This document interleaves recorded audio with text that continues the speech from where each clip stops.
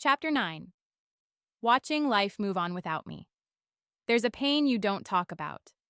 The kind that doesn't come with a clean explanation or a name that makes people understand. It's the pain of watching life go on without you. Watching your family move forward while you're stuck on pause. Watching your children grow up in homes that don't have your name on the mailbox.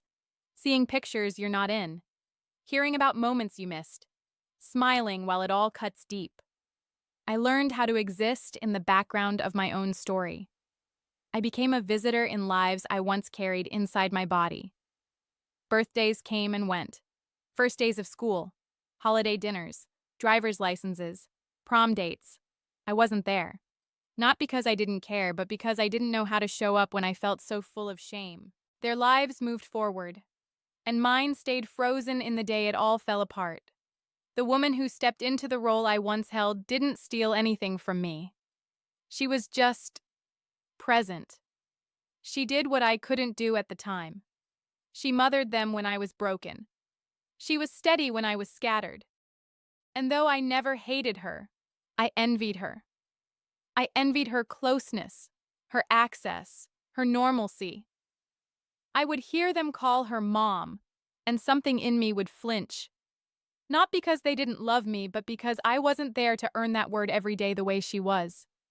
And yet, I never stopped loving them. I never stopped wondering if they still loved me, if they still thought of me, if they remembered the way I used to sing them to sleep, or how I kissed their foreheads even when they were already asleep. The worst part wasn't that I had lost my place. It was that I had given it away. I handed over motherhood not out of selfishness, but out of survival. I was drowning and didn't want to pull them under with me. So I stepped back, hoping they'd be okay. And in many ways, they were. But I wasn't. I would see them occasionally. Awkward conversations in neutral places. A few minutes in the car. A phone call that felt more like a formality than a connection. They were always kind, always respectful. But I could feel the distance. It wasn't just physical, it was emotional. And it was earned. I missed too much. I showed up too little. I stayed away too long. I tried not to cry in front of them. I didn't want them to carry the weight of my choices. But when I was alone, the tears came freely. I cried for every "I love you" I didn't get to hear. For every scraped knee I didn't kiss. For every question I didn't get to answer.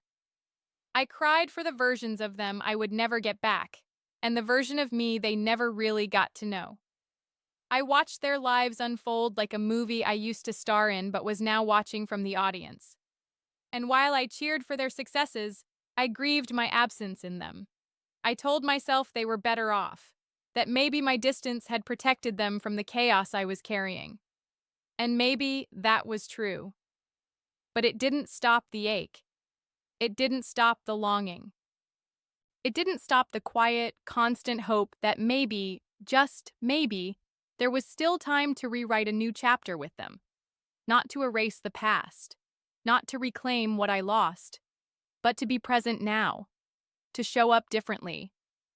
To be honest, consistent, and whole. I can't change the fact that life moved on without me. But I can choose not to keep standing on the sidelines. I can choose to step back in, not with grand gestures, but with steady presence, with letters, with calls, with showing up and staying, because I may have missed years, but I still have now, and I won't waste it.